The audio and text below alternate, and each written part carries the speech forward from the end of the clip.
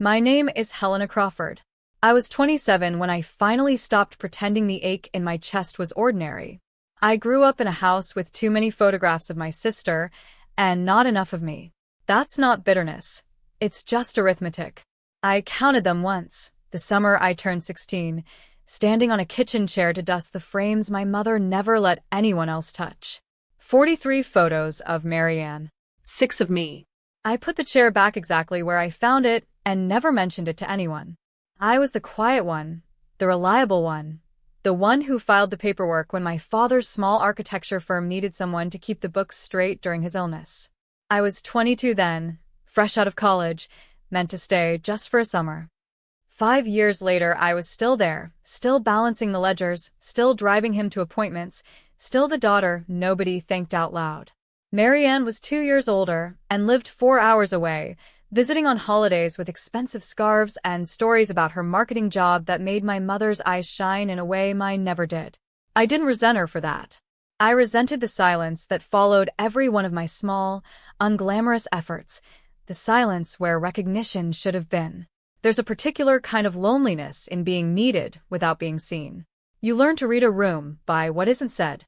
You learn to measure your worth by the absence of complaint rather than the presence of praise. I got very good at that kind of arithmetic, too. The night everything shifted, I was sorting through my father's old filing cabinet, looking for a warranty on the office printer. I found something else instead, a folder, yellowed at the edges, tucked behind tax returns from a decade ago. My hands went still before my mind caught up with what I was looking at. I didn't cry. I remember that clearly because I expected to. Instead, I sat on the cold floor of that office with the folder in my lap, listening to the buildings settle around me, feeling something in my chest that wasn't quite anger and wasn't quite grief.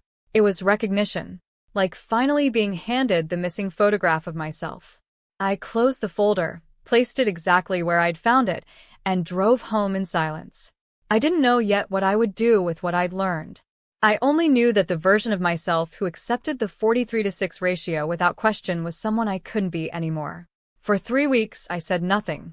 I went to work. I balanced the accounts. I brought my father his afternoon tea exactly as he liked it, weak with too much milk, and I listened to my mother talk about Marianne's promotion during Sunday dinners, nodding at the right moments, asking the right questions. Nobody noticed anything had changed in me, which told me something too, that my inner life had never been visible to them in the first place. But I was different. I was watching now, the way you watch a house you suspect has a crack in its foundation. Every small comment took on new weight. My mother's offhand remark that Marianne had always been the special one. Ever since she was born, I used to think it was affection. Now I heard it as confession. The folder stayed in my mind like a stone in a shoe. I hadn't told anyone I'd found it.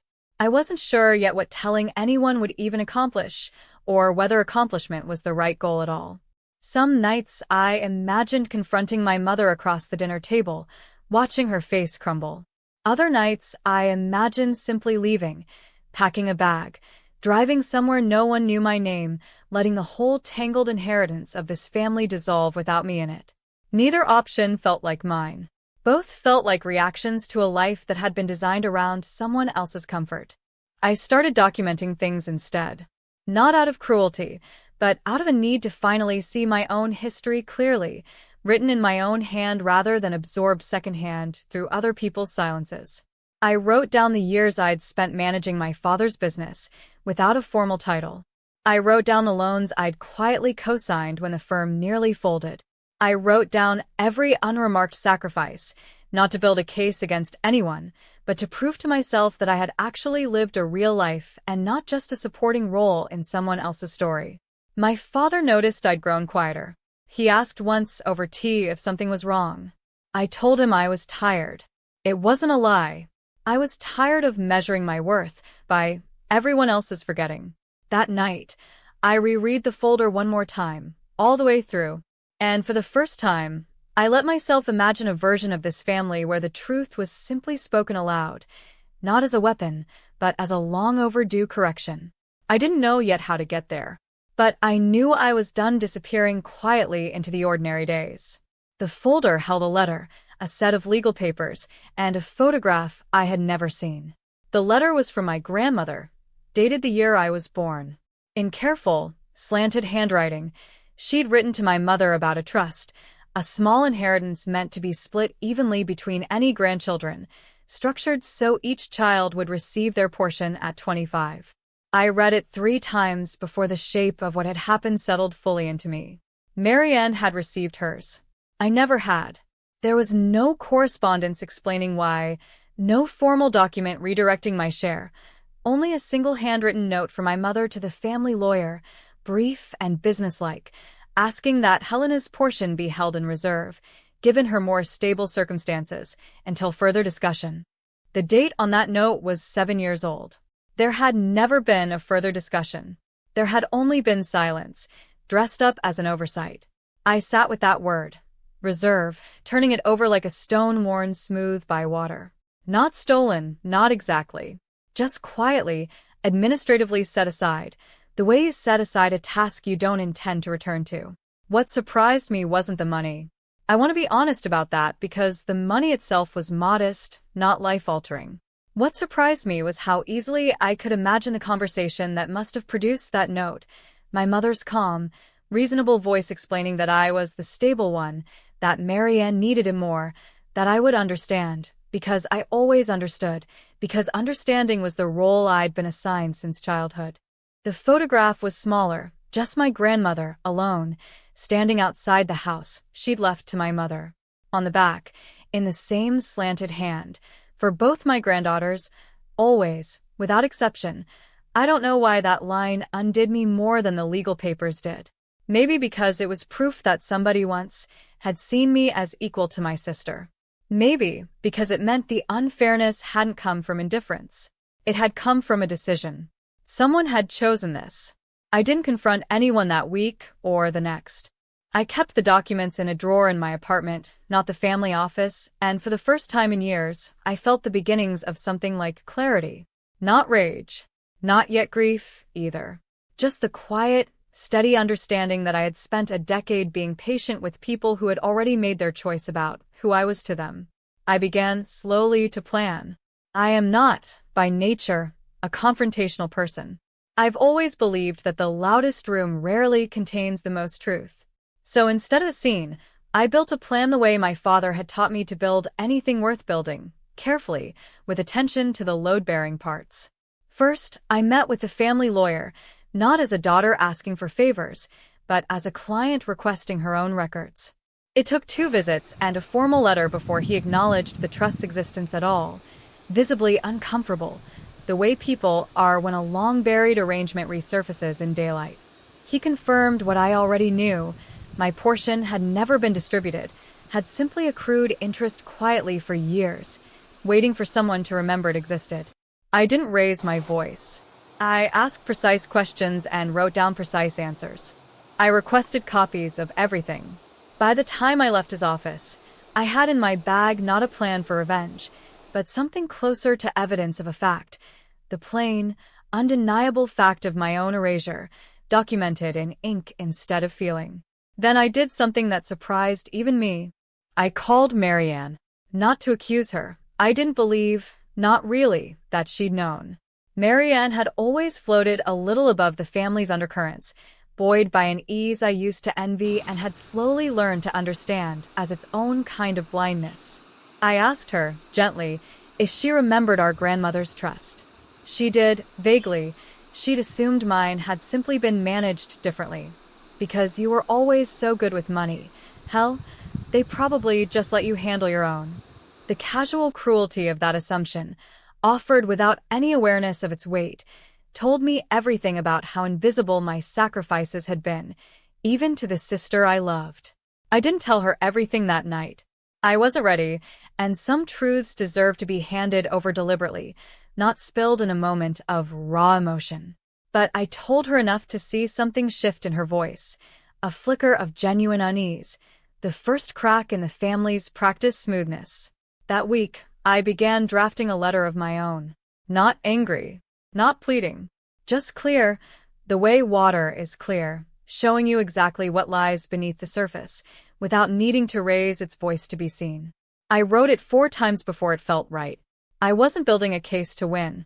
I was building a mirror, one my family would finally have to look into. I chose a Sunday, the same table where 43 photographs of my sister used to look down on every quiet dinner of my childhood. I brought the folder. I didn't bring anger, though I'd expected to feel it more sharply once the moment arrived. What I felt instead, sitting across from my parents with my sister beside me, was something closer to grief for the years I'd spent trying to earn a place that had already been decided without me. I placed the documents on the table without ceremony. My mother's face changed before she'd even read a single line, some old instinct recognizing the shape of the folder itself, the handwriting on its edge. My father, who I don't believe had ever known, read the note about Helena's portion twice, his jaw tightening in a way I hadn't seen since his illness. I spoke plainly. I told them I wasn't there for the money, though I would be asking for what was legally mine. I told them I was there because I had spent a decade believing my quietness was a virtue, when really it had just made me easy to overlook. I told my mother, gently but without flinching, that I understood now why I'd counted 43 photographs of Marianne on that chair when I was 16, because somewhere, quietly, a decision had already been made about which daughter mattered more, and I had simply been living inside its consequences ever since. My mother didn't shout. She's never been a shouter. She went very still instead, the way people do when a truth arrives that they cannot argue their way around. She said my name once, softly, as though testing whether I was still someone she recognized. I told her I was. Finally, someone she recognized properly for the first time. Marianne reached for my hand under the table. She didn't say much. I don't think she had the words yet, but the gesture told me she'd already begun reckoning with her own unknowing complicity, the comfort she'd never had to question. My father was the one who finally spoke the words I'd been waiting years to hear, not as an apology exactly, but as an admission. We should have seen you for words. It wasn't everything, but it was true, and truth, spoken plainly at last, was more than I had allowed myself to hope for. I left that dinner not triumphant, but lighter, as though I had finally set down a bag I'd been carrying since I was 16 years old. The weeks after the dinner were not dramatic. Real reckonings rarely are. My mother called twice that first week, each time struggling to find language for something she'd never had to name before. I let her struggle. I didn't rescue her from the discomfort the way I once would have, smoothing things over before they could fully form. For years I had been the one who made everyone else's feelings easier. I was learning, slowly, that I didn't know that anymore. The trust was settled within a month, quietly, through the lawyer, without further theater. I didn't spend the money right away. I let it sit in an account of its own, a strange kind of proof that I had been right to trust the folder's quiet arithmetic over the family's louder silences. Marianne and I talked more in those weeks than we had in years. She admitted, haltingly, that she'd never questioned why things had come so easily to her. The trust, the attention, the framed photographs, because questioning it would have meant questioning the whole architecture of a childhood she'd been comfortable inside. I told her I didn't need her guilt. I needed, if anything, her honesty, and she was finally offering it. My father and I grew, unexpectedly, closer. He began telling me things about the business he'd never shared before, not administrative details, but the reasoning behind decisions, the trust he'd apparently always had in my judgment, but had never once said aloud. I realized that some of my invisibility hadn't been engineered by cruelty. Some of it had simply been habit, the kind that forms when nobody thinks to interrupt it. My mother was the hardest. Some evenings she'd start to explain herself and then stop, as though she could hear how the explanation would sound once spoken. I let those silences sit too. I didn't need her defense. I needed, eventually, her recognition, and recognition, I was learning, cannot be rushed into existence. It has to be earned back slowly, the way trust always is. I started keeping new photographs of my own, not to replace the 43 on that old wall, but to build a different kind of record, one where I appeared not as an afterthought, but as someone who had chosen, finally, to take up space in her own life. I want to be honest about something. Forgiveness didn't arrive the way I expected it to. I thought it would feel like relief, sudden and complete.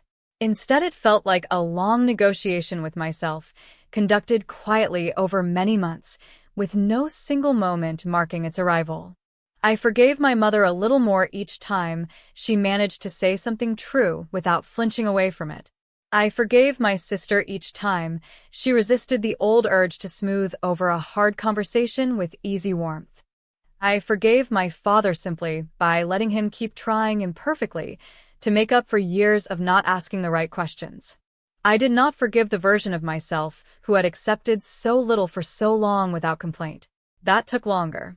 I had to sit with the uncomfortable truth that my own quiet compliance had been, in its own way, a kind of collaboration with my own erasure. Nobody had forced me to stay silent about the photographs, the ledgers, the years of unpaid emotional labor. I had chosen silence because it felt safer than the risk of being told, explicitly, that I mattered less. It took real work to understand that my silence had never actually protected me from that fear. It had only postponed the reckoning. There was no dramatic gesture that marked the end of that reckoning. Just small, ordinary moments accumulating into something sturdier. My mother asking my opinion before making a decision, and waiting for the answer instead of simply informing me of one already made. My father introducing me, at last, by my actual role in the business, rather than the vague, diminishing phrase he'd used for years. She helps out. Marianne sending, unprompted, an old photograph she'd found of the two of us as children, captioned simply, "There should have been more of these." I framed it. I hung it in my own apartment, not the family house, on a wall of my choosing, at a height I chose myself. I think that's what justice actually looked like in the end, not punishment, not spectacle, but the slow, deliberate construction of a life where I got to decide, finally, how much space I was allowed to take up. It's been a year now since I sat on that cold office floor with a folder in my lap and felt something in me shift for good. I still visit my parents on Sundays, though the dinners feel different now, less like performances of a family that had already decided its roles, more like an ongoing, imperfect attempt to actually see one another. My mother has started asking questions she once would have avoided. My father tells me, sometimes, that he's proud of me, plainly, without needing an occasion to justify it. Marianne and I talk on the phone most weeks, not out of old habit but because we're building, slowly, the kind of closeness that was never given room to grow before. I kept the folder.